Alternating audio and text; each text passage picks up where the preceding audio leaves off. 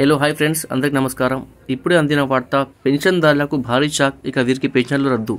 Video పూర్తిగా చూడండి, అప్పుడు నేను చెప్పబోయే పూర్తి సమాచారం మీకు బాగా అర్థమవుతుంది. వీడియో నచ్చితే వీడియోకు లైక్ ఇచ్చి నన్ను సపోర్ట్ చేయండి. ఫస్ట్ టైం నా ఛానల్ వీక్షించినట్లయితే తప్పక సబ్స్క్రైబ్ చేసుకోండి. ఇక వివరాల్లోకి వెళ్దాం ఫ్రెండ్స్. ఏపీ ప్రభుత్వం కీలక ప్రకటన చేసింది. ఏపీలో కొత్త పెన్షన్ల మంజూరుతో పాటుగా అనర్హులవి రద్దు దిశగా కసరత్తు జరుగుతుంది. కూటమి ప్రభుత్వం అధికారంలోకి వచ్చిన తర్వాత పెన్షన్ 4,000కు పెంచి అమలు చేస్తున్నారు. 20 రకాల పెన్షన్లు ప్రస్తుతం అందిస్తున్నారు. అయితే కొత్త పెన్షన్ల కోసం ఎదురుచూస్తున్న వారికి ప్రభుత్వం క్లారిటీ ఇచ్చింది. పెన్షన్ల కొనసాగింపు పైన ప్రభుత్వం అసెంబ్లీ వేదికగా స్పష్టత ఇచ్చింది. ప్రభుత్వం తాజా నిర్ణయం. ఏపీ ప్రభుత్వం కొత్త పెన్షన్ల మంజూరుపైన కీలక నిర్ణయం తీసుకుంది. కూటమి ప్రభుత్వం అధికారంలోకి వచ్చిన తర్వాత నెలకు 4,000కు పెన్షన్ పెంచి అమలు చేస్తుంది. ప్రతి నెల 1వ తేదీన ఇంటి వద్దకు వెళ్లి అందిస్తుంది. ప్రస్తుతం ఏపీలో ఎన్టీఆర్ భరోసా పెన్షన్ కింద ప్రస్తుతం మొత్తం 64,14,174 మంది పెన్షన్ అందుకుంటున్నారు.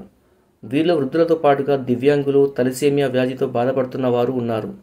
అదే సమయంలో గత ఏడాది కాలంగా కొత్త పెన్షన్ల మంజూరుకు పెద్ద సంఖ్యలో లబ్ధిదారులు నిరీక్షిస్తున్నారు.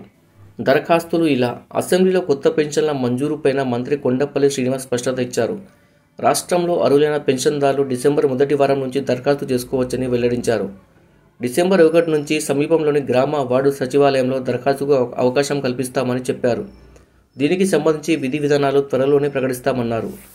అదేవిధంగా రాష్ట్రంలో దాదాపు 3 లక్షల వరకు అర్హత లేని వారు పెన్షన్లు తీసుకుంటున్నట్లు అధికారులు గుర్తించినట్లు తెలుస్తుంది. దివ్యాంగుల పెన్షన్ల మంజూరులో అర్హత లేని వారికి లబ్ధి అందుతున్నట్లు గుర్తించారు. వీరి వివరాలను ప్రభుత్వానికి సమర్పించారు. జనవరిలో పంపిణీ. రాష్ట్రంలో కొత్త పెన్షన్ల కోసం దాదాపు 2 లక్షల మంది వేచి చూస్తున్నట్లు తెలుస్తుంది. అయితే గత ఏడాది కాలంగా కొత్త పెన్షన్లు మంజూరు చేయలేదు. కొత్త పెన్షన్ల కోసం దరఖాస్తులు స్వీకరించి డిసెంబర్ నెలాఖరులోగా పరిశీలన పూర్తి చేయాలని ప్రభుత్వం భావిస్తుంది.